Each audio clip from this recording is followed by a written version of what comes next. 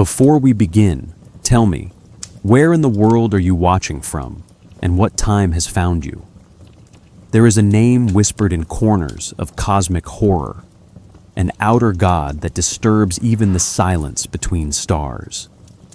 The most terrifying outer god in cosmic horror is not the most powerful, not the oldest, but it is the one that watches you while you sleep, not because it wants to, but because it must. It doesn't knock, it waits, it doesn't scream. It hums, softly, eternally, like a frequency only your bones remember.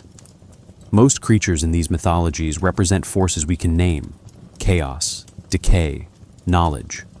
But this one slips past symbols. You don't encounter it. You realize it's always been present. In stories, it arrives without sound.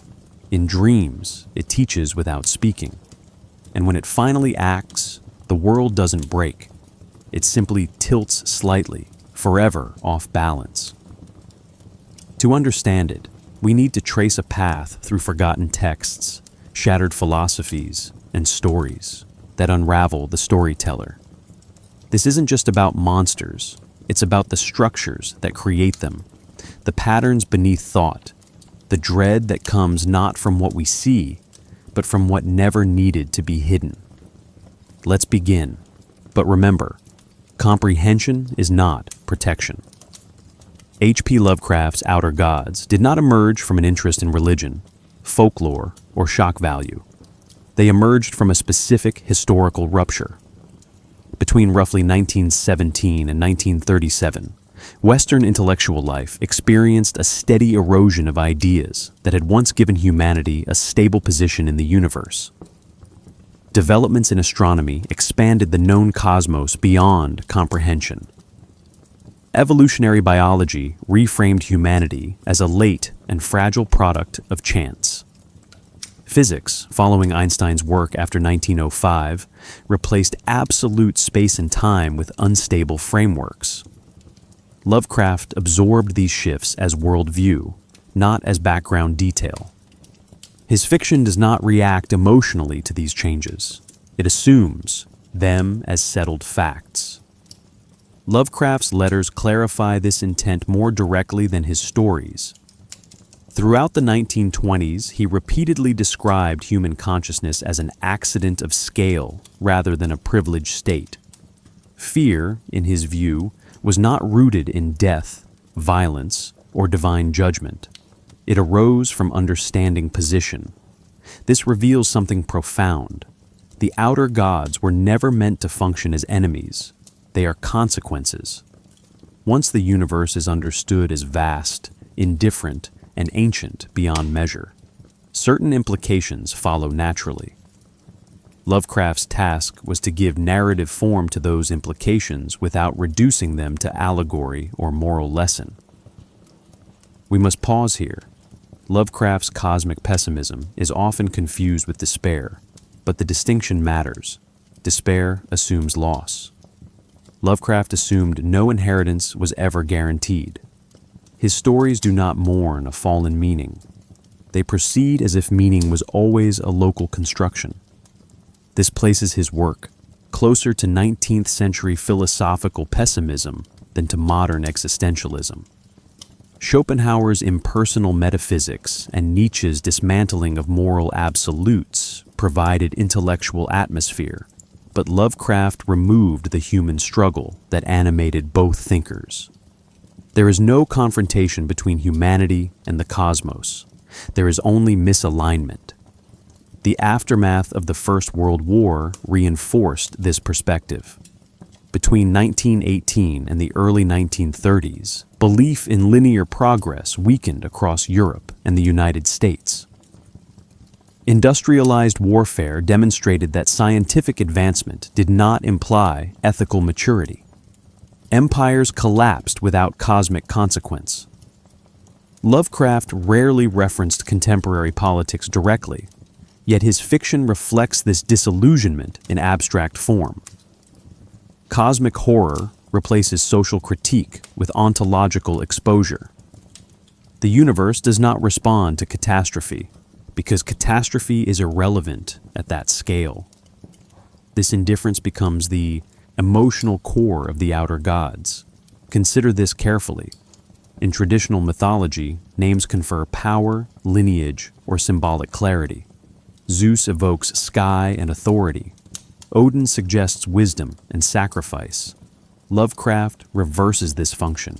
His names do not clarify. They obscure. They do not locate an entity within a mythic family tree. They dissolve such trees entirely. This is not X, but Y. Not naming as revelation, but naming as evidence of failure.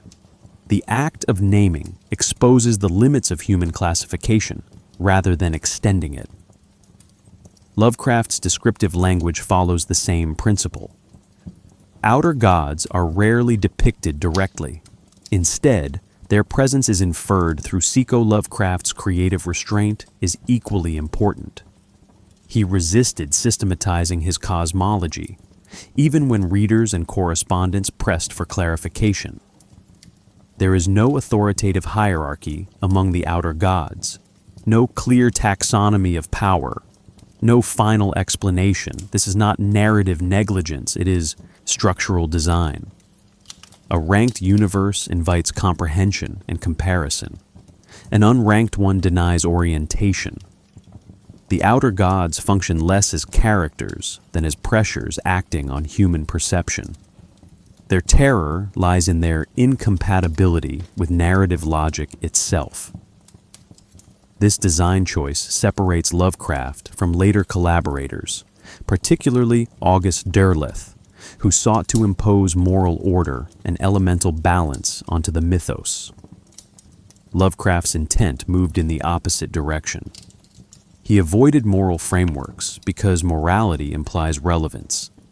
His entities are not evil. They are unconcerned. Not punishment, but persistence. This distinction preserves unease by removing any framework through which fear might become meaningful or productive. By grounding horror in knowledge rather than ignorance, Lovecraft inverted older Gothic traditions. Revelation no longer resolves tension, it deepens it. Understanding does not empower the observer, it displaces them. This historical and intentional foundation is essential for what follows. To see how this displacement operates in practice, we must next examine the cultural and philosophical sources that shaped Lovecraft's imagination long before the outer gods took their final form. Lovecraft's outer gods did not appear in isolation.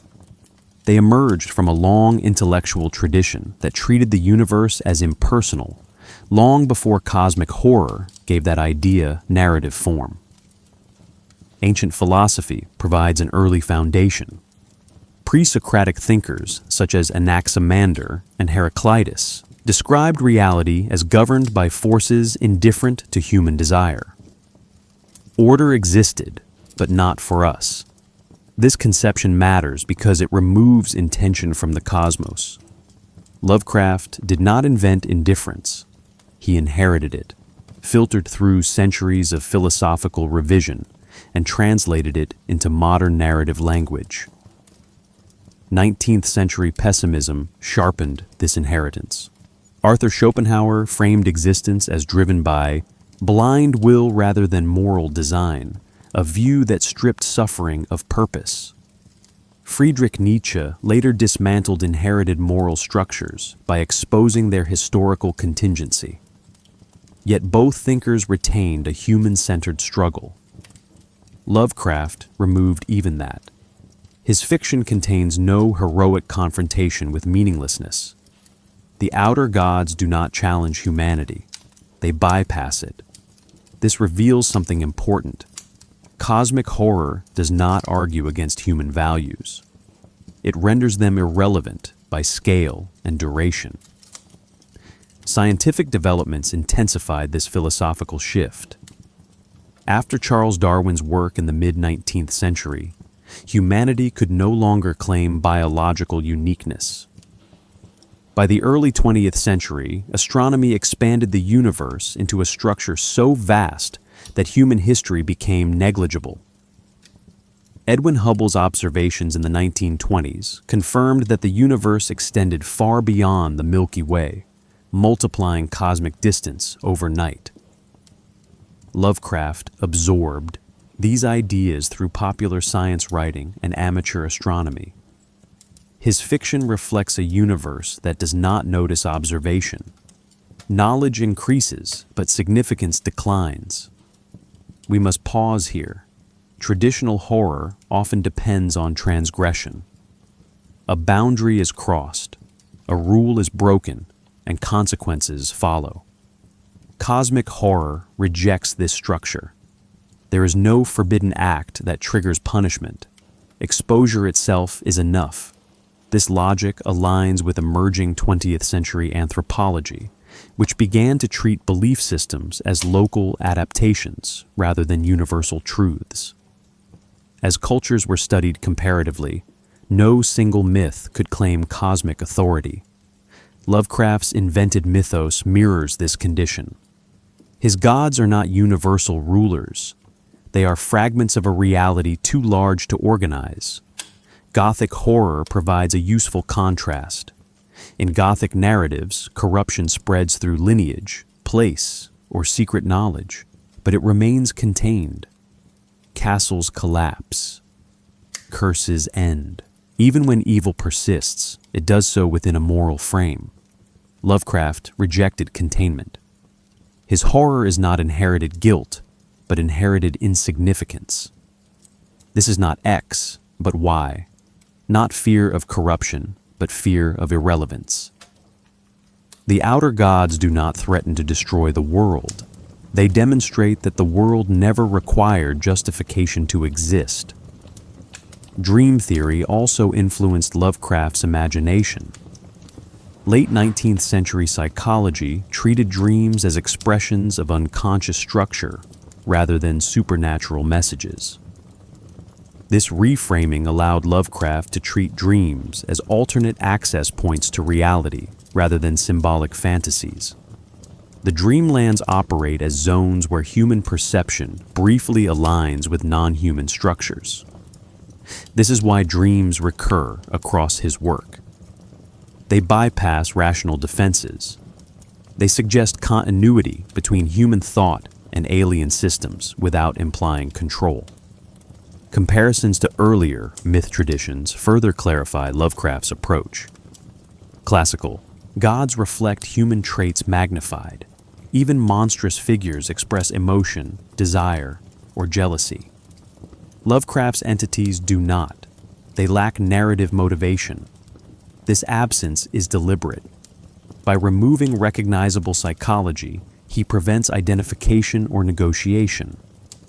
Terror arises not from cruelty, but from opacity. The outer gods cannot be reasoned with because they do not occupy the same conceptual space as reason itself. These cultural and philosophical antecedents converge in a single effect. They strip the universe of moral narrative while preserving structure. Reality continues, but without audience. This groundwork explains why Lovecraft's language avoids ethical judgment and emotional climax. To understand how this abstraction becomes convincing on the page, we must next examine the specific words, sounds, and symbolic systems he used to name what resists naming. Lovecraft understood that language itself could become a source of unease when it failed to perform its usual function. His naming of the outer gods reflects this awareness. Terms such as outer, other, or outside do not describe physical location in any precise sense.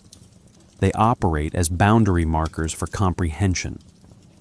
The word outer signals exclusion from human systems of meaning rather than distance in space. This reveals something essential. The terror does not lie in where these entities exist, but in the fact that they exist beyond linguistic containment. The names Lovecraft devised reinforce this effect through deliberate phonetic estrangement. Names like Azathoth, Yog-Sothoth, and Nyarlathotep resist easy pronunciation and lack recognizable roots in Indo-European languages. This was not accidental. Lovecraft aimed to prevent familiarity from forming.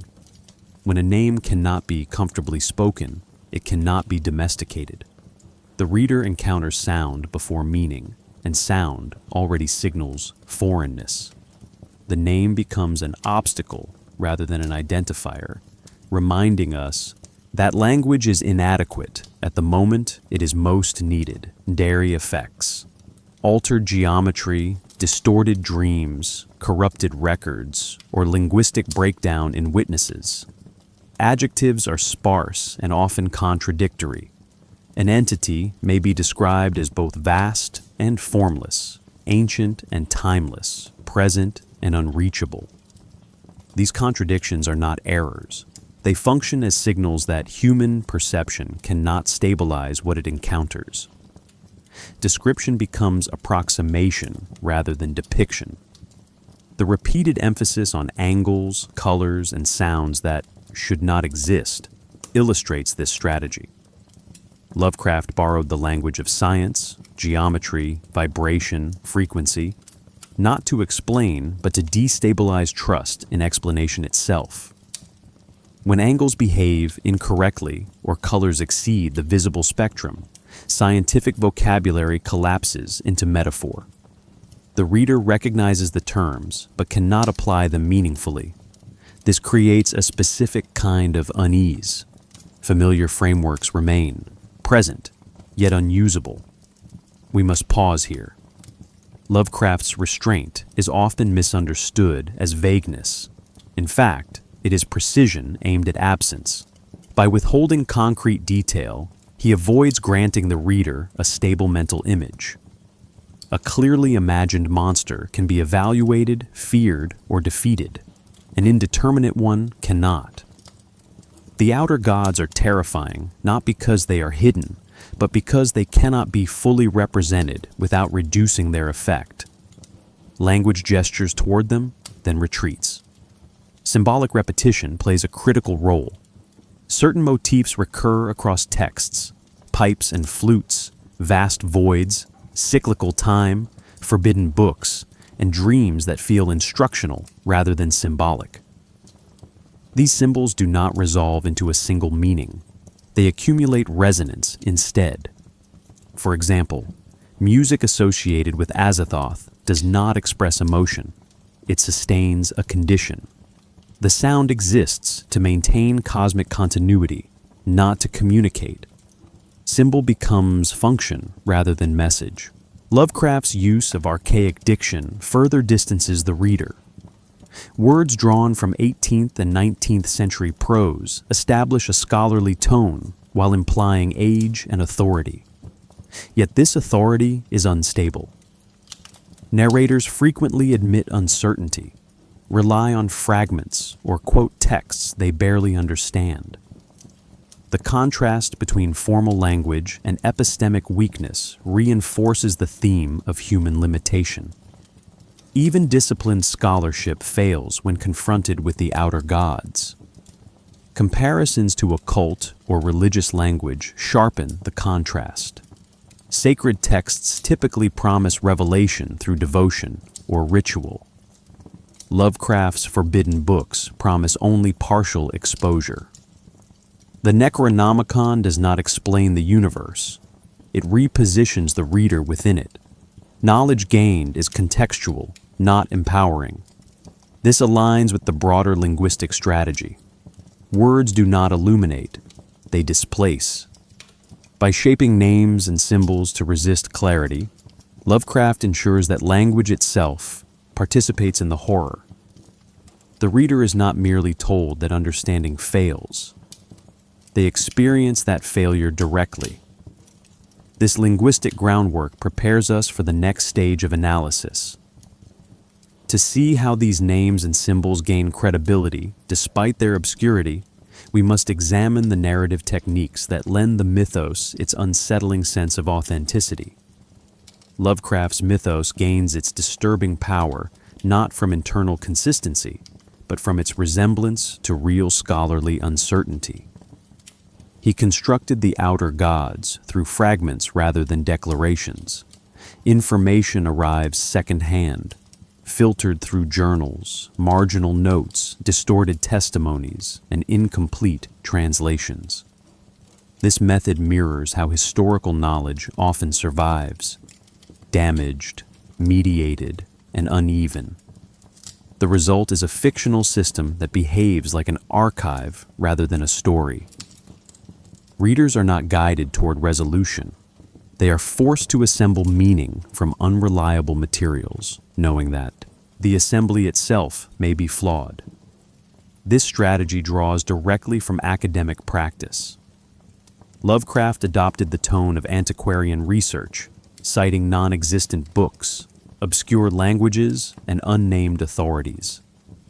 The Necronomicon functions less as a magical object than as a scholarly artifact, complete with disputed authorship, questionable translations, and missing sections. This reveals something profound.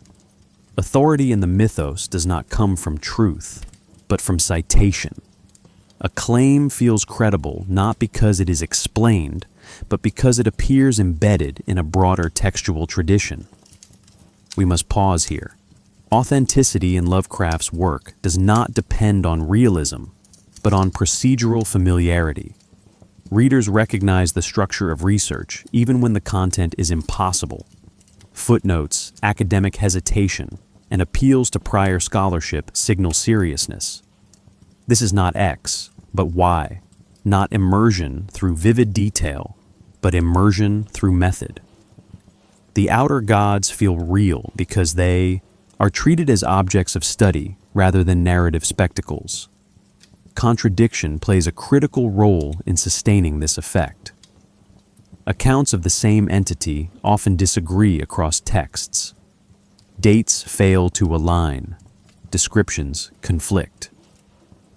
Rather than resolving these inconsistencies, Lovecraft preserved them. This mirrors real mythological systems, which evolve across cultures and time without central authority. A unified canon would imply control. Fragmentation implies persistence beyond oversight. The mythos feels older than the stories themselves, as if Lovecraft were recording an existing belief system rather than inventing one.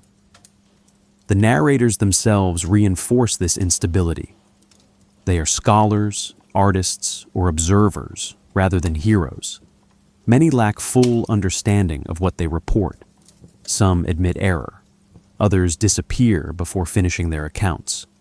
Their credibility is procedural, not epistemic. They know how to research, but not how to interpret what they find. This limitation is crucial. The reader inherits the same position. Access increases without comprehension. Participation becomes unavoidable. Lovecraft also blurred the boundary between fiction and commentary through his correspondence. Letters to friends elaborated on the mythos, sometimes contradicting published stories. This expanded the system without formal publication, creating layers of semi-canonical material. Readers encountering these fragments outside the stories experience the mythos as something that leaked beyond narrative containment. The Outer Gods began to feel less like literary inventions and more like concepts circulating across texts and conversations. Comparisons to earlier myth-building traditions clarify this approach. Ancient mythologies developed through oral transmission, regional variation, and gradual accumulation. Lovecraft replicated this process artificially. There is no single authoritative voice. Even the author retreats behind narrators and documents. This decentralization denies readers a final interpretive anchor. Terror persists because the system cannot be closed. By constructing his mythos as an unresolved archive, Lovecraft ensured that the Outer Gods resist mastery. They do not require belief to function. They require only attention. As we move forward, this narrative authenticity will allow us to examine not just where these entities came from, but how their underlying nature produces the themes that make one of them feel uniquely terrifying. Cosmic horror begins with a philosophical displacement rather than a narrative event.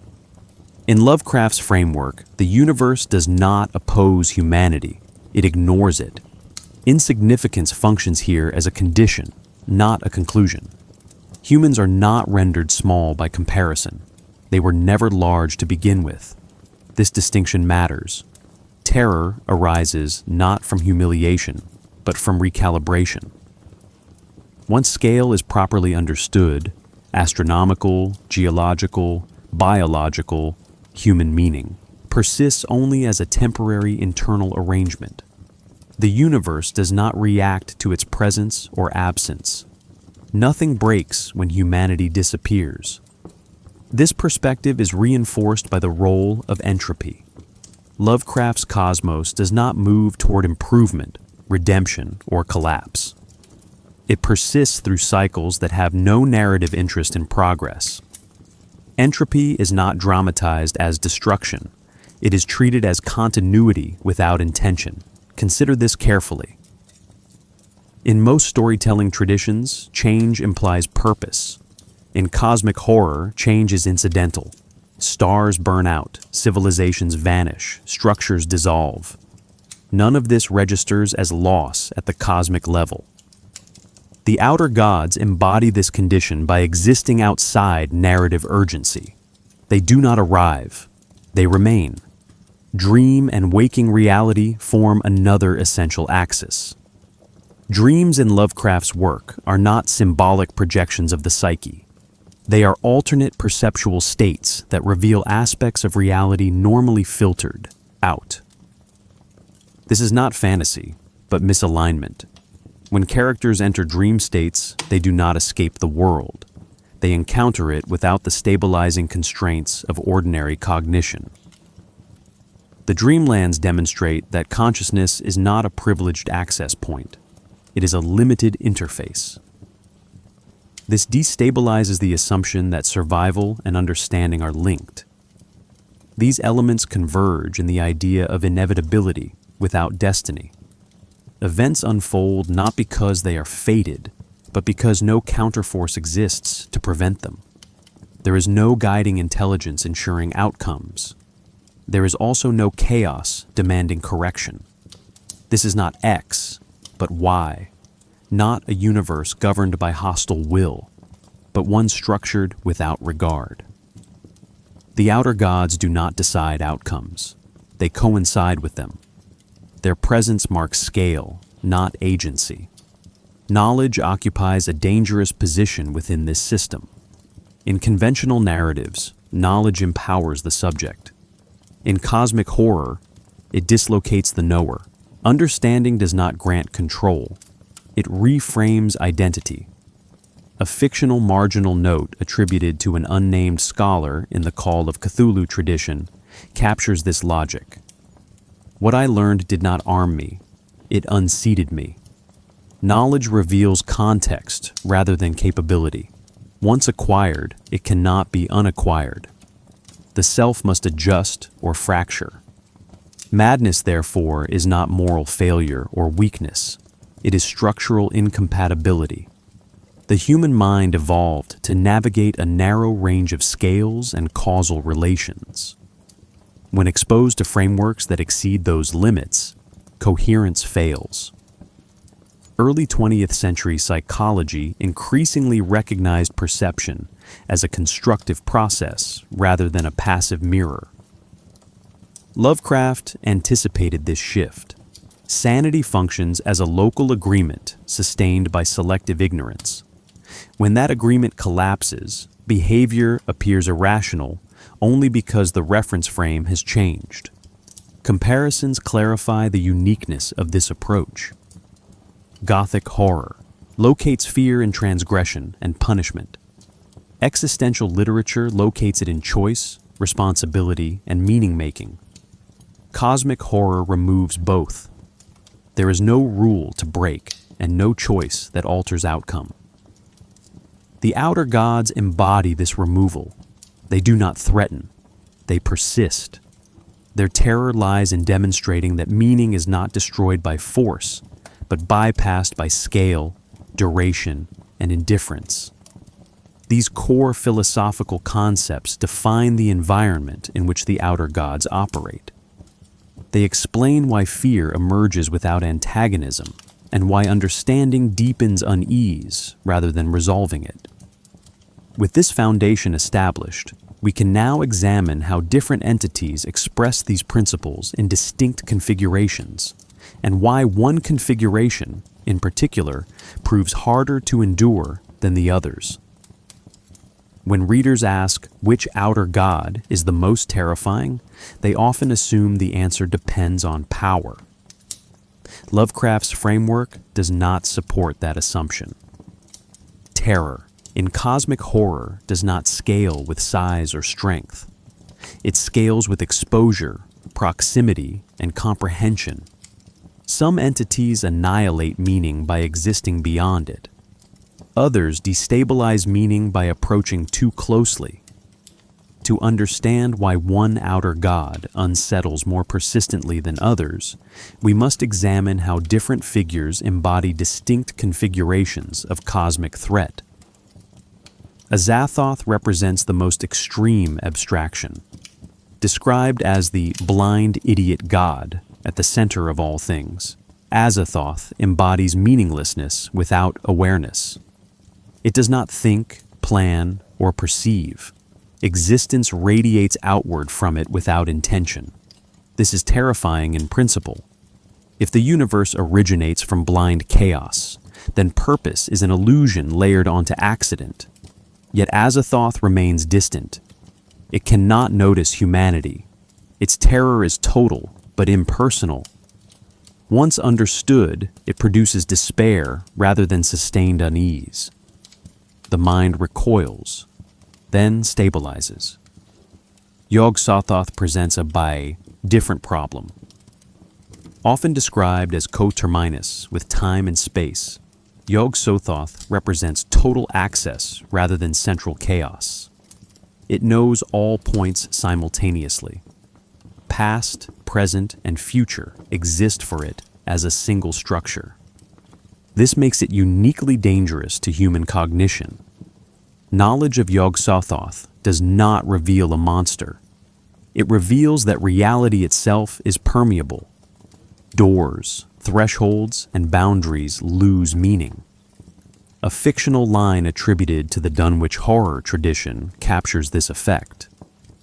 There was no outside left to stand upon. Terror arises here from openness rather than destruction. We must pause here. Total knowledge is often imagined as power. In cosmic horror, it is exposure. Yog-Sothoth does not conceal itself. It overwhelms by inclusion. Humans cannot survive contact with a system that contains all possible relations at once. Yet even Yog-Sothoth lacks intention toward humanity. It does not deceive or pursue. Its danger remains structural. Understanding. It is catastrophic, but the catastrophe is static. Once the implication is grasped, the shock settles into abstraction. Nyarlathotep disrupts this pattern. Unlike other outer gods, it interacts. It speaks. It performs. Lovecraft repeatedly emphasized that Nyarlathotep walks among men, adopting masks, voices, and roles that human minds can process. This proximity is critical. Terror increases when the cosmic becomes interpretable. Nyarlathotep does not offer total knowledge or total chaos. It offers partial explanation. That is precisely the danger. Partial explanation invites trust. This is not X, but Y. Not a god of destruction, but a god of translation. Nyarlathotep functions as an interface between human cognition and cosmic reality. It does not need to overpower. It persuades, demonstrates, and reveals selectively. In Nyarlathotep, 1920, the entity appears as a public lecturer, using technology and spectacle to induce revelation. The audience is not attacked. They are shown. The result is collapse, not through force, but through comprehension guided too quickly. Comparisons clarify why this matters. Azathoth annihilates meaning by accident. Yog-Sothoth dissolves boundaries by totality. Nyarlathotep destabilizes by communication. Of the three, only one operates within human psychological space. Only one understands fear well enough to shape it. Only one adapts presentation to audience. This adaptability makes Nyarlathotep uniquely invasive. It does not remain cosmic. It becomes social. The remaining outer gods reinforce this pattern by contrast. Entities like Shub-Niggurath operate through fertility, excess, and biological proliferation. Their horror emerges from distortion of life processes rather than cognitive collapse. Others appear only as distant presences or ritual endpoints. They terrify in concept, but rarely linger in thought. Nyarlathotep lingers because it mirrors us. It speaks in languages we recognize. It uses curiosity rather than force. This does not make Nyarlathotep more powerful. It makes it harder to exclude. Cosmic horror is most effective when it erodes defenses slowly. An entity that cannot be approached can be dismissed as abstract. An entity that approaches invites engagement. Engagement produces responsibility. Responsibility produces collapse. The outer gods differ not in dominance, but in how directly they intersect with human perception. As we move forward, this distinction will become essential. Terror does not arise from what exists at the edge of reality. It arises from what crosses the threshold into interpretation. To understand how this crossing affects human minds, we must next examine the function of madness, not as insanity, but as the predictable outcome of incompatible contact. Human interaction with the outer gods does not follow the logic of encounter or confrontation. There is no exchange of force, no negotiation, no victory or defeat. Contact occurs indirectly, often accidentally, and its effects are cumulative rather than immediate. Characters do not meet the outer gods in any stable sense. They intersect with traces, texts, dreams, rituals, inherited knowledge, or altered environments. This matters because it reframes danger. The threat is not presence, it is alignment. When human perception aligns too closely with non-human structures, ordinary cognition fails. Madness in cosmic horror is frequently misunderstood as psychological weakness. Lovecraft's texts suggest the opposite.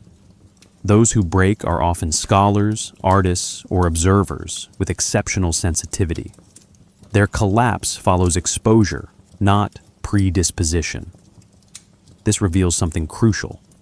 Madness is not a moral judgment or a clinical diagnosis. It is a functional outcome. The human mind evolved to operate within limited spatial, temporal, and causal ranges. When confronted with frameworks that exceed those ranges, coherence deteriorates. The outer gods do not attack the mind. They exceed it. We must pause here. Traditional horror treats madness as a descent into chaos. Cosmic horror treats it as a forced adaptation. Characters lose the ability to maintain shared reality because shared reality no longer maps accurately onto what they know. A fictional line attributed to a university lecturer in a suppressed Arkham paper states, "I did not lose my mind. I lost the assumptions that held it together." The breakdown is structural. Language, memory, and identity fail to coordinate because the reference system has shifted.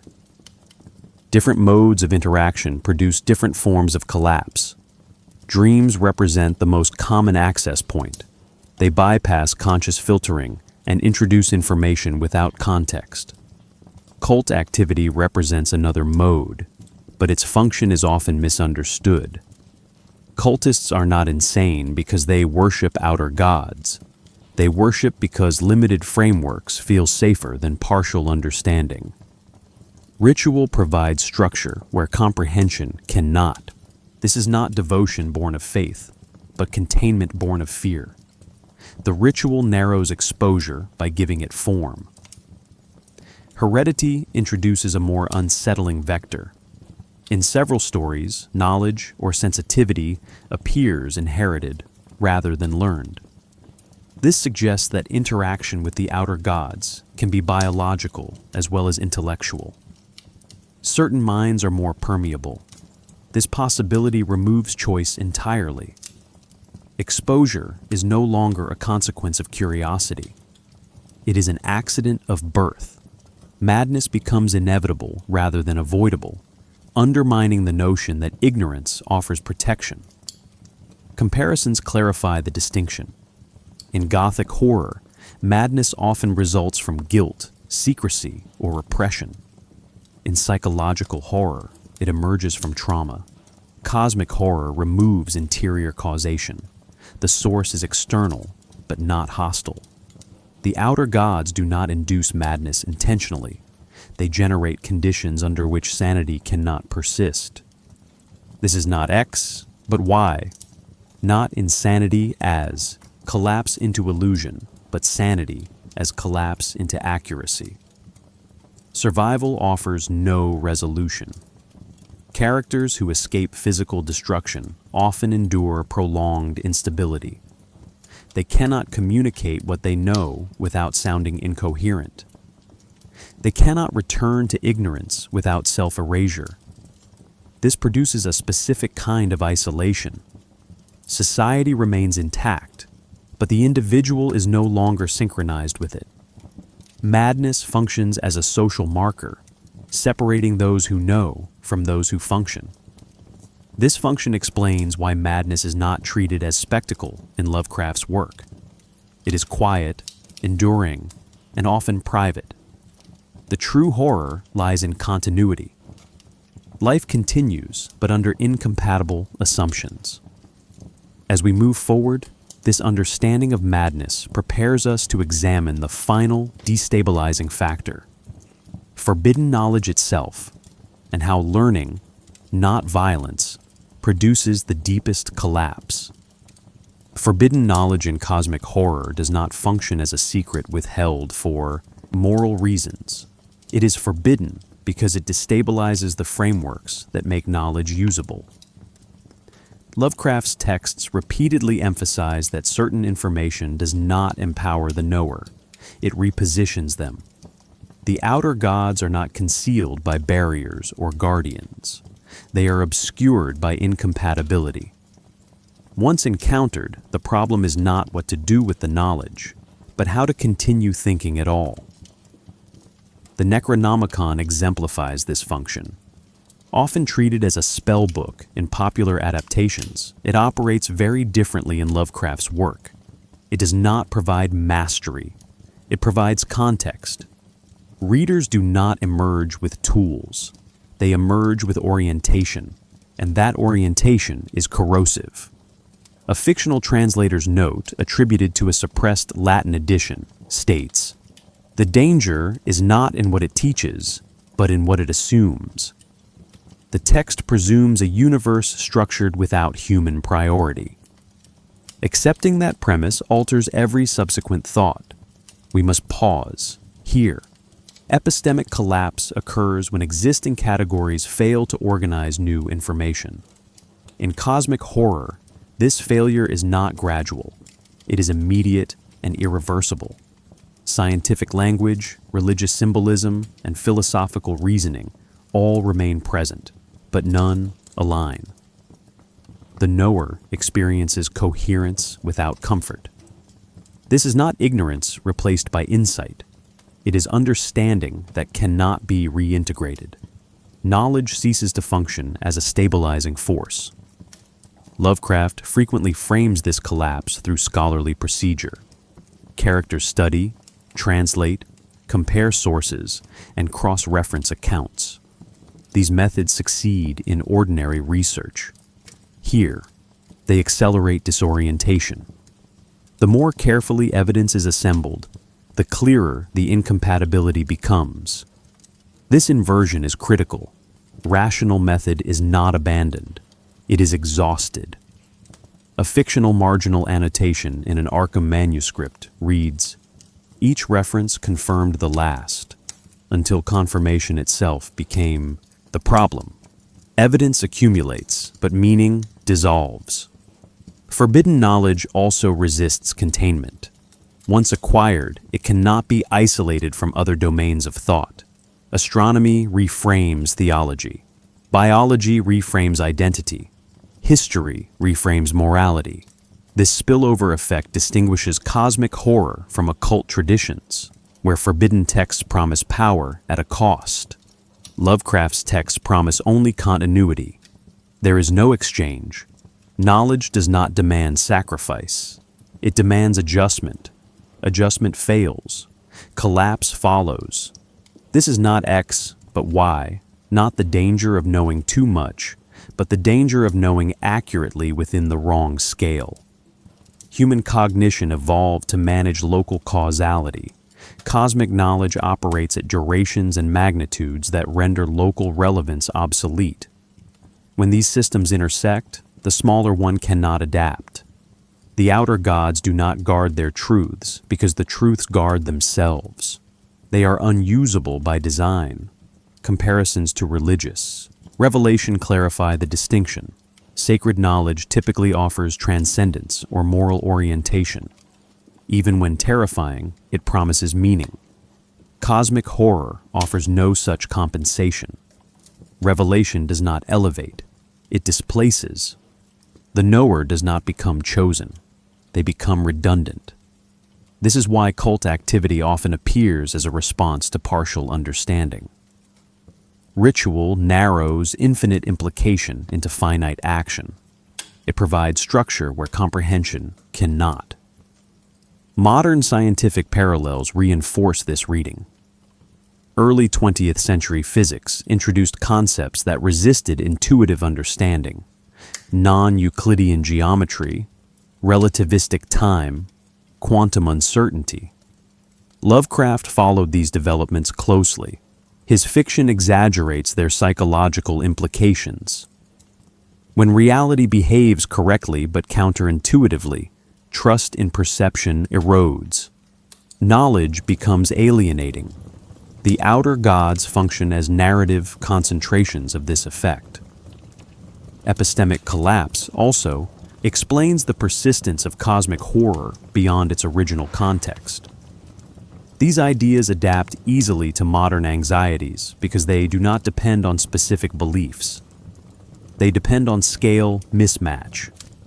As information systems expand faster than interpretive frameworks, individuals experience similar disorientation. The outer gods remain relevant because they describe a condition, not a mythology. By framing horror as a consequence of understanding, Lovecraft removed any possibility of resolution through ignorance or denial. Once context is grasped, retreat is impossible without erasure of self. This prepares us for the next stage of analysis. If knowledge itself produces collapse, then the way it appears across stories becomes critical. We must now examine how these ideas manifest in specific literary cases, and how repetition across texts deepens their effect rather than clarifying it. The outer gods did not enter Lovecraft's fiction as a unified concept. They appeared gradually, dispersed, across poems, short stories, and marginal references that only later suggested coherence. Early works such as Dagon, 1917, and The Temple, 1920, contain no named cosmic entities, yet they establish the core condition necessary for their arrival, an ancient world operating on timescales that render human presence temporary and incidental. These stories introduce the reader to discovery without explanation. Knowledge surfaces, but meaning does not follow. This structural imbalance prepares the ground for later revelations without announcing them. The first explicit figure, later recognized as an outer god, appears in Nyarlathotep in 1920. The text is brief, fragmented, and unusually modern in tone.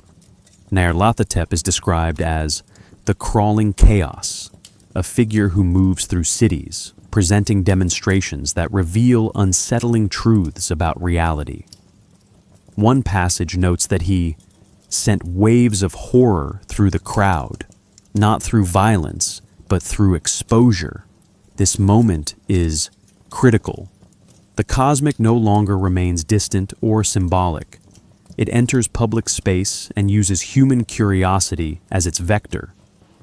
Terror emerges through participation rather than threat. Azathoth's earliest appearances are even more indirect. References occur in poetry, particularly fungi from Yog-Sothoth, written 1929-1930, where a blind idiot god sits at the center of ultimate chaos, lulled by the piping of amorphous flutes. There is no scene, no witness, no narrative encounter. Azathoth functions as an assertion rather than a character. Its role is cosmological, not dramatic. By withholding narrative access, Lovecraft denies the reader any emotional orientation. Azathoth becomes terrifying not through depiction, but through implication. We must pause here. These early appearances resist conventional storytelling logic. Entities are not introduced, developed, or resolved. They are mentioned, then abandoned. Yog-Sothoth follows this pattern in The Dunwich Horror, 1928, where it is described as existing outside the angles of time and identified with the phrase, Yog-Sothoth is the gate. This line is not explanatory. It reframes the entity as function rather than being. Yog-Sothoth enables passage, perception, and catastrophe without acting as an agent in any human sense. Intertextual repetition strengthens these effects. Names, phrases, and concepts recur across unrelated narratives without clarification. Forbidden books, ancient cults, and pre-human histories appear globally, suggesting a shared background that no single story explains. Readers encountering The Call of Cthulhu, 1926, alongside the Dunwich Horror, begin to recognize structural similarities rather than narrative continuity. The mythos assembles itself through pattern recognition. Meaning emerges laterally, not linearly. Contradiction plays a crucial role in this process. Descriptions of entities differ across texts. Dates conflict. Functions overlap. Rather than correcting these inconsistencies, Lovecraft preserved them. This mirrors real myth traditions, where stories evolve across time and region without centralized authority. Inconsistency becomes evidence of age rather than error. The outer gods feel ancient because no version stabilizes them. They resist closure by design. The narrative function of these earliest appearances is preparatory rather than declarative. They train the reader to accept uncertainty as structure. By the time later stories focus more closely on individual entities, the reader has already learned how to read absence, contradiction, and fragmentation as signals of scale. This groundwork allows later case studies to deepen unease rather than introduce it, setting the stage for focused examinations of specific outer gods and their distinctive modes of terror. Azathoth occupies a paradoxical position within Lovecraft's mythos. It is repeatedly described as the center of ultimate reality, yet it never appears as an actor within any narrative scene. This absence is deliberate. Azathoth is not meant to be encountered. It is meant to be inferred. Its primary textual appearances occur in fragments, poems, and secondhand references, most notably in The Dream Quest of Unknown Kadath, written 1926 to 1927, and the sonnet cycle fungi from Yog-Sothoth, the 1929 to 1930. Each reference reinforces the same idea. Existence itself is structured around something blind, unconscious, and indifferent. In the dream quest of unknown Kadath, Azathoth is mentioned in connection with the ultimate void beyond the ordered dreamlands. Randolph Carter never reaches it directly. Instead, he is warned. One passage describes the demon sultan Azathoth, whose name no lips dare speak aloud. This warning functions narratively as a boundary marker. The story establishes that curiosity has limits, not because of danger, but because of irrelevance. Azathoth does not guard itself. It simply exists where narrative cannot follow. The reader learns that the universe has a center that cannot be narrativized. The most vivid imagery associated with Azathoth appears in fungi from Yog-Sothoth, where it is described as surrounded by thin, monotonous piping of accursed flutes. This detail has been widely noted, but its function is often misunderstood. The music does not entertain or communicate, it sustains. The piping exists to prevent awakening, suggesting that consciousness itself is a disruption. This is not X, but Y, not a god ruling through awareness, but one whose awareness would destabilize reality if it occurred. Azathoth's blindness is not weakness. It is a condition of cosmic continuity. We must pause here. Azathoth's terror does not operate psychologically in the way other outer gods do. There is no temptation, no revelation, no gradual collapse of sanity. Instead, the horror is retrospective. Once the idea is grasped, it cannot be integrated emotionally. If the universe originates in blind chaos, then meaning is an emergent illusion with no foundation. Azathoth does not threaten human values. It renders them unnecessary. This produces a flat, enduring unease rather than panic. Narratively, Azathoth functions as a terminus concept. It explains nothing within the story, yet it contextualizes everything outside it. Lovecraft uses Azathoth sparingly because overuse would domesticate the idea. By keeping it distant and underdescribed, he preserves its role as an ultimate implication rather than a dramatic presence. The reader never sees Azathoth act, speak, or respond. Action would imply intention. Intention would imply relevance. Comparisons clarify Azathoth's unique position. Yog-Sothoth offers access. Nyarlathotep offers interaction. Azathoth offers neither. It is the absence against which all other cosmic structures operate. This makes it terrifying in abstraction, but limited in narrative persistence. Readers often report initial shock, followed by emotional distance. The idea overwhelms, then stabilizes. Azathoth frightens by negation, not intrusion. This limitation is important. Azathoth represents the outer boundary of cosmic horror's effectiveness.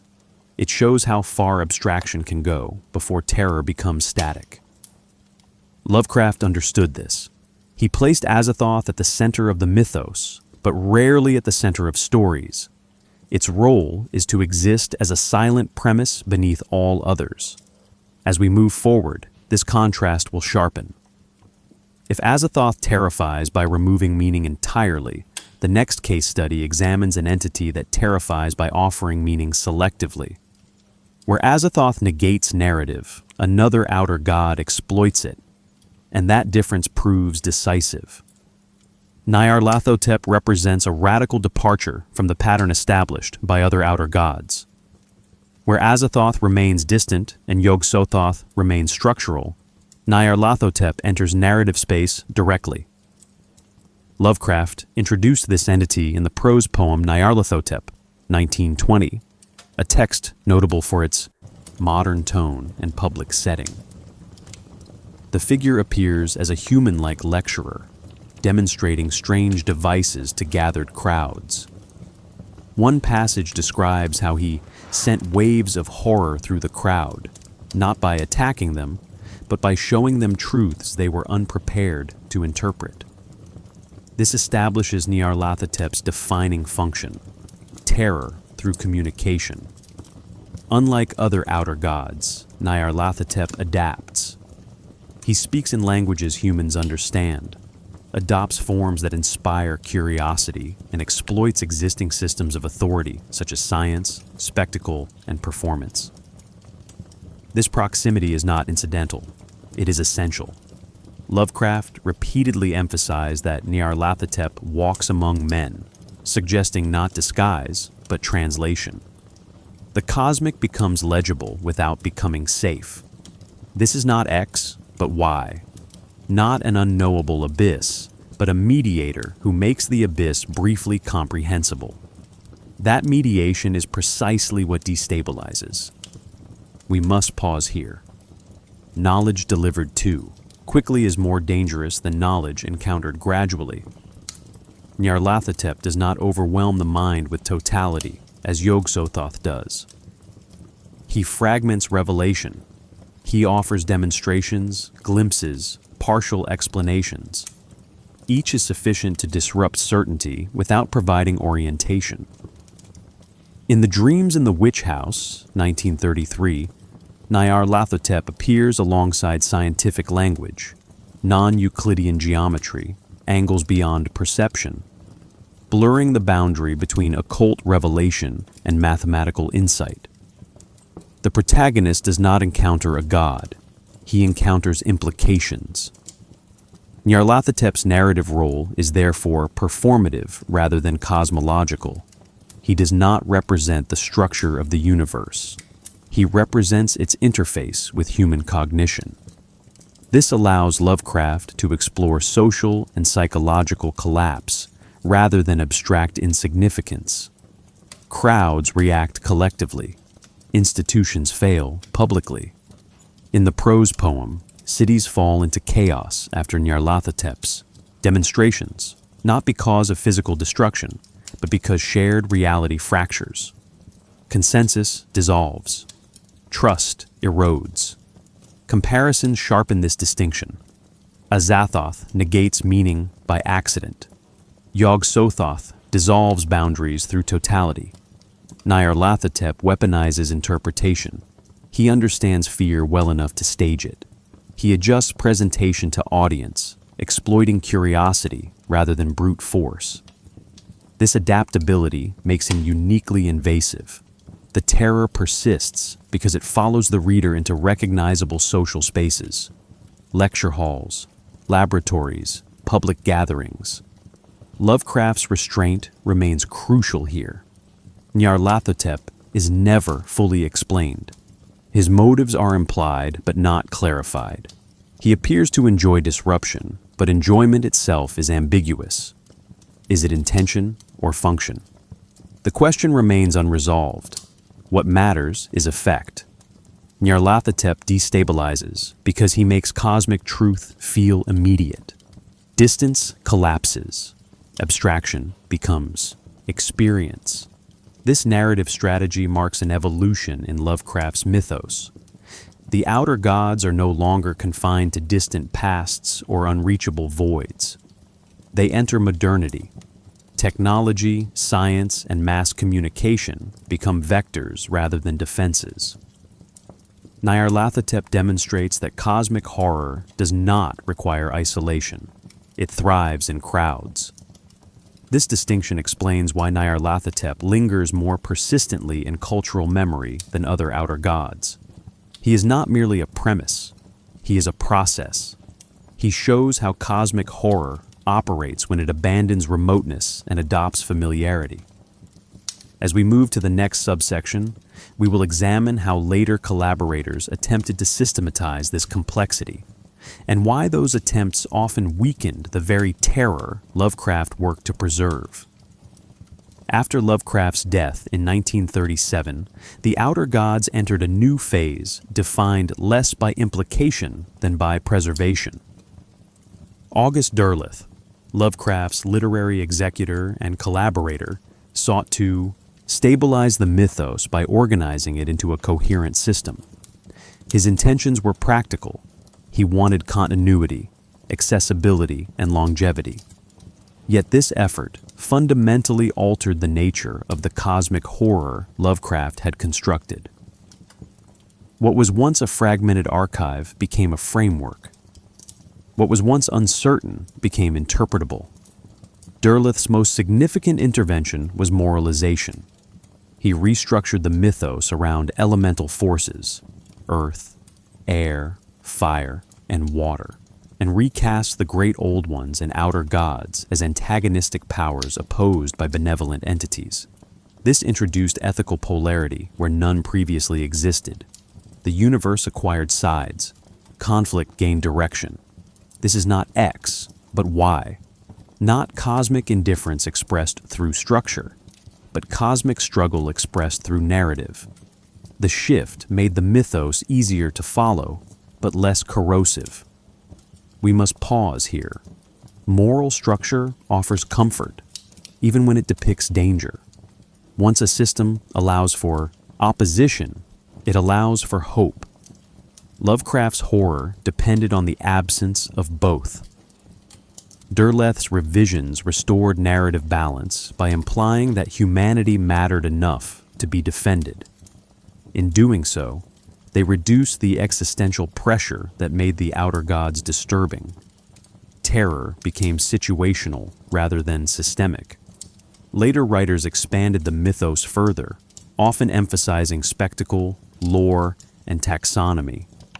Role-playing games such as Call of Cthulhu, first published 1981, cataloged entities, rituals, and outcomes with mechanical clarity. This expansion had cultural value, but it transformed the outer gods into resources for storytelling rather than destabilizing concepts.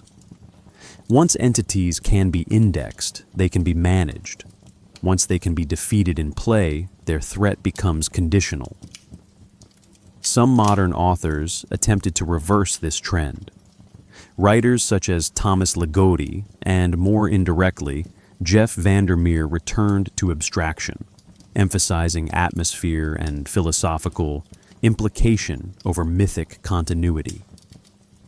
Their work does not expand Lovecraft's pantheon. It revives his method. The outer gods become unnecessary as named figures.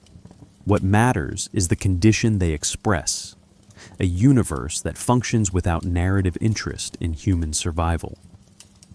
Comparisons to religious canon formation clarify this evolution. Early belief systems evolve through contradiction and local variation.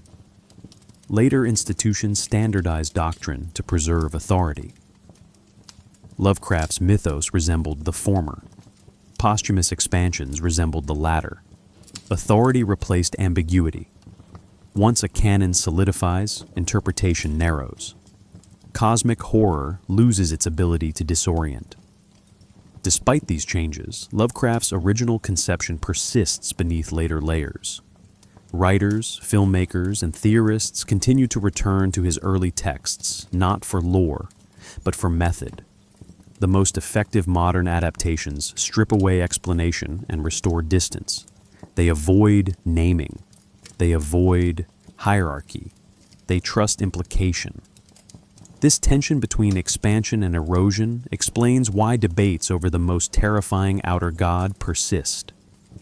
As entities become more defined, their terror diminishes. As definitions dissolve, unease returns. The mythos oscillates between these poles.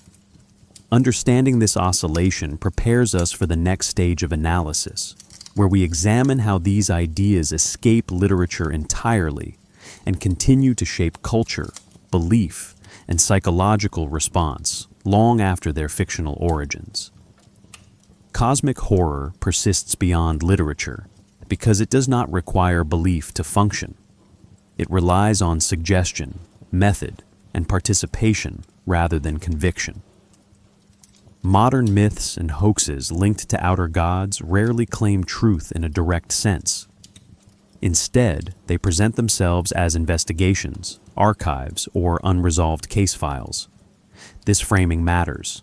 It mirrors scholarly procedure rather than superstition. Readers are not asked to accept the impossible. They are asked to examine incomplete evidence, and examination itself becomes the point of entry. Online culture has amplified this pattern. Creepypasta archives, alternate reality games, and forum-based investigations often adopt the language of research. Timelines, primary sources, redactions, and peer commentary. Projects like long-running ARGs never present a full narrative. They offer fragments. Screenshots contradict logs. Dates drift. This is not accidental. Fragmentation reproduces the experience of archival uncertainty. Consider this carefully. When information looks studied rather than sensational, skepticism lowers without disappearing. Engagement becomes cautious, and therefore sustained. We must pause here. Many modern hoaxes explicitly deny supernatural claims while reproducing cosmic horror structure. Reports focus on effects rather than entities. Witnesses describe missing time, altered perception, or a sense of scale rather than monsters. This echoes Lovecraft's approach. The terror is not in what was seen, but in what no longer fits. Reality remains intact, yet subtly misaligned. That misalignment lingers. Temporal ambiguity strengthens these narratives. Alleged sightings rarely offer precise chronology. Sources conflict. Witnesses disagree. Instead of undermining credibility, these inconsistencies mimic real investigative failure. This is not X, but Y. Not persuasion through coherence, but persuasion through friction.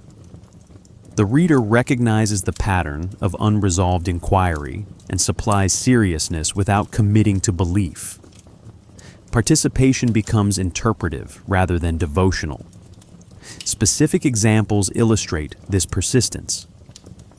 The so-called black signal associated with the yellow sign circulates across unrelated online communities as an image or phrase stripped of explanation. Users report unease or recognition, not fear. Similarly, reports of unexplained low-frequency sky sounds, documented globally since the early 2010s, are framed as natural phenomena. Yet the language used to describe them, vast, impersonal, uninterested, closely matches cosmic horror tone. No entity is named. Implication suffices. Subcultures sustain these myths by maintaining institutional style without authority. Communities centered on anomalous research, liminal spaces, or back rooms adopt classification systems, containment protocols, and neutral language. They do not claim truth. They simulate process. This allows continued engagement without resolution. The Outer Gods persist here as organizing absences. They are never confirmed. They are never dismissed. The endurance of these myths reflects a broader psychological condition. Modern life produces vast information without shared interpretive frameworks. Hoaxes and cosmic myths function as tools for managing scale. They offer structure without closure. Comparisons to older folklore are instructive. Traditional legends resolved into morals or boundaries. Modern cosmic myths do not resolve. They circulate without instruction. Many participants insist on skepticism while remaining engaged. This contradiction sustains longevity. One can explore without commitment. One can withdraw without refutation. The experience leaves residue rather than belief. That residue is the mechanism. Cosmic horror survives not because people believe in outer gods, but because the language used to describe them matches the uncertainty people already feel. Adapting cosmic horror presents a structural problem. Visual media demands representation, while cosmic horror depends on absence. When outer gods are shown too clearly, they lose their function. Filmmakers and game designers who succeed do so by translating effect rather than entity. They preserve implication by refusing explanation. This approach aligns with Lovecraft's method, even when his specific mythos is absent.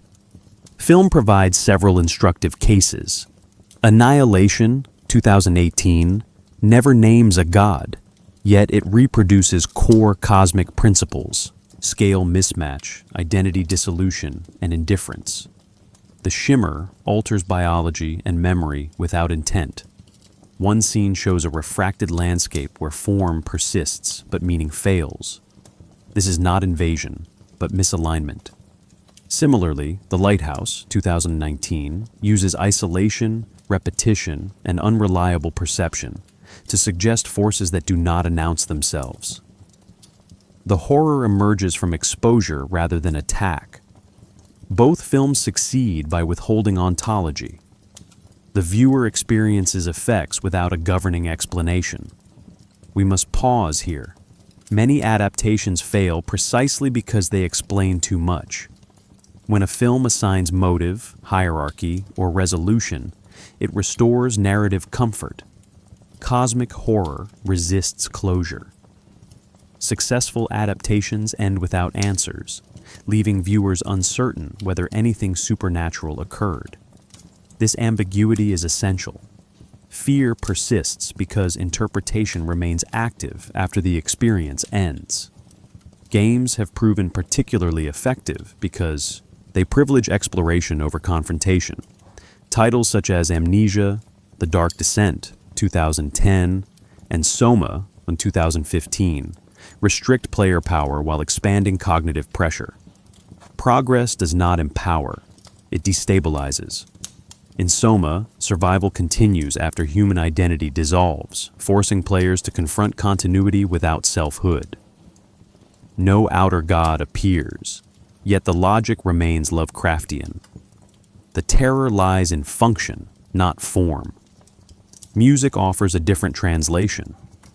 Ambient and experimental genres convey scale and indifference without narrative at all. Works by artists such as Lustmord or certain dark ambient composers rely on low-frequency drones, repetition, and absence of melody. Sound becomes environment rather than expression. This mirrors Azathoth's function. The music does not communicate emotion, it sustains a condition. Listeners often describe unease without fear, a sense of duration without direction. Comparisons to traditional horror media clarify the distinction. Conventional horror relies on threat, escalation, and release. Cosmic horror removes release. Adaptations that succeed do not frighten momentarily. They unsettle persistently. They leave the audience without interpretive anchors.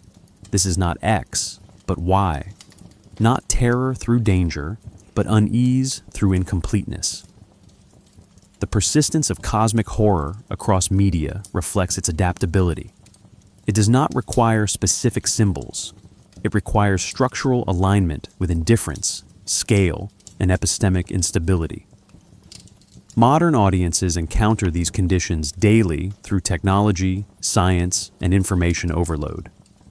Adaptations resonate because they echo lived experience rather than mythic fantasy. As we move forward, this adaptability becomes more explicit. Cosmic horror does not remain at the margins of culture. It enters academic discourse, subcultures, and critical theory, often stripped of its monsters entirely. To understand its full afterlife, we must examine how scholars and communities appropriate these ideas as tools rather than stories. Cosmic horror has increasingly migrated from fiction into analytical and subcultural discourse, often without reference to monsters or gods. Scholars in philosophy, media studies, and cultural theory engage Lovecraft not for narrative content, but for conceptual tools. Terms such as cosmic indifference, non-human agency, and scale mismatch appear in academic writing to describe systems that exceed human control. The outer gods become metaphors only reluctantly. More often, they function as shorthand for conditions modern theory struggles to name directly. In philosophy, particularly speculative realism and object-oriented ontology, Lovecraft is frequently cited as an intuitive precursor. Thinkers such as Quentin Millesue and Graham Harman reference cosmic horror to articulate a reality that exists independently of human perception. The appeal is structural. Lovecraft offers a language for discussing existence without correlation to human meaning. This reveals something important. Cosmic horror persists because it aligns with intellectual movements seeking to decenter the human without replacing it with new absolutes. We must pause here. Academic discomfort with Lovecraft often centers on resolution. His work refuses synthesis. Concepts are introduced without reconciliation. For scholarship trained to resolve tensions, this is frustrating. Yet the frustration is productive. Lovecraft's mythos functions as a stress test for explanatory frameworks. When theories fail to account for indifference, scale, or opacity, cosmic horror exposes the failure without offering repair. Subcultures adopt these ideas differently. Online communities dedicated to liminal spaces, anomalous research, or existential commentary use cosmic horror language to articulate shared unease. Terms like backrooms, non-place, or liminality circulate without fixed definitions. They describe experiences rather than beliefs. Participants rarely claim truth. They claim resonance. This distinction matters. The outer gods persist here not as objects of worship, but as organizing absences that give shape to unease without resolving it. Comparisons to religious appropriation are instructive. Traditional belief systems offer doctrine, ritual, and authority. Cosmic horror subcultures offer none of these. They provide tone, method, and vocabulary. This is not X, but Y. Not belief systems that answer questions, but frameworks that allow questions to remain open without collapse into chaos. The absence of doctrine prevents closure while sustaining engagement. Educational spaces also reflect this shift. Courses on horror literature increasingly frame Lovecraft alongside scientific and philosophical texts rather than genre fiction alone. Students encounter cosmic horror as a response to modernity rather than an escape from it. The outer gods become case studies in how narratives respond to epistemic stress. Their value lies not in terror, but in diagnostic power. The persistence of these appropriations reflects a broader cultural condition. Modern individuals navigate systems, economic, technological, ecological, that operate beyond individual influence. Cosmic horror offers a language for this experience without moralization. It neither condemns nor consoles. It describes. As we move to the final subsection, this pattern will sharpen further. When cosmic horror becomes a lens rather than a genre, its psychological implications extend beyond subculture and scholarship. The outer gods no longer belong to fiction alone. They persist as models for thinking about existence itself, and that persistence carries consequences we have yet to fully understand. The most lasting effect of cosmic horror is not fear, but reorientation. Readers rarely leave Lovecraft's work frightened in a conventional sense. They leave unsettled in quieter ways. Assumptions weaken. Scale intrudes. The outer gods persist psychologically because they do not demand belief or emotional response.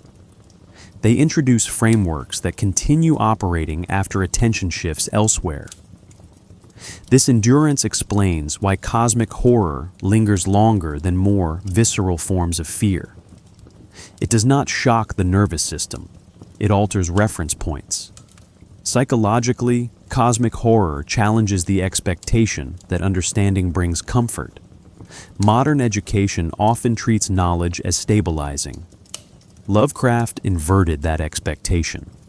His work suggests that certain truths, once grasped, cannot be integrated into ordinary life without distortion. This is not pathology. It is mismatch. The human mind evolved to manage environments of limited scope. Cosmic frameworks exceed those limits. When individuals encounter such frameworks, whether through fiction, science, or lived experience, they often report disquiet rather than insight. The Outer Gods provide a language for that disquiet without resolving it. We must pause here. The question of which outer god is most terrifying becomes less important than why the question persists at all. Terror shifts from entity to implication. Azathoth destabilizes meaning at the cosmological level. Yog-Sothoth destabilizes boundaries. Nyarlathotep destabilizes trust in interpretation. Each targets a different cognitive anchor. Readers gravitate toward the one that disrupts their own sense of stability most directly. This variability ensures endurance. The horror adapts because the reader completes it. Philosophically, cosmic horror undermines anthropocentrism without replacing it with nihilism. This is not X, but Y. Not the claim that nothing matters, but the recognition that meaning is local rather than universal. Human values continue to function socially and personally. They simply lose cosmic endorsement. This distinction is subtle but important.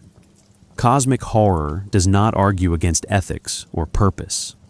It removes their guarantee. Responsibility remains, but justification thins. Modern parallels intensify this effect. Climate change, artificial intelligence, and large-scale economic systems operate beyond individual control while shaping daily life. Individuals experience consequence without agency. Cosmic horror resonates because it mirrors this structure. The Outer Gods are not allegories for these systems, but they model similar relationships. Persistence without concern, operation without explanation, impact without dialogue.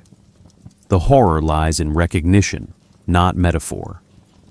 Comparisons to existential philosophy clarify the difference. Existentialism centers choice, responsibility, and meaning-making in an indifferent universe. Cosmic horror removes even that emphasis. Choice remains, but it does not matter cosmically. Responsibility persists, but without audience. This absence of witness unsettles readers accustomed to moral narratives. There is no final reckoning. There is only continuation. The universe does not judge the choice. It does not notice it. Importantly, cosmic horror leaves implications open-ended. It offers no prescription for how to live under these conditions. Some readers respond with detachment, others with humility, a few with curiosity sharpened rather than dulled. The texts do not instruct, they expose. This openness prevents exhaustion. Each return produces new emphasis because the reader has changed. The most disturbing implication, then, is not tied to any single outer god. It lies in the realization that terror scales with understanding. As interpretive frameworks expand, stability becomes harder to maintain. The outer gods endure because they articulate this pressure without resolving it. They do not close the question of meaning. They remove its safety net. If one outer god feels more terrifying than the rest, it is because it aligns most closely with the reader's own point of instability. That alignment shifts over time. The horror adapts. It persists. And in that persistence, the question that opened this investigation remains unanswered, not because it cannot be answered, but because answering it would restore the comfort cosmic horror was designed to remove.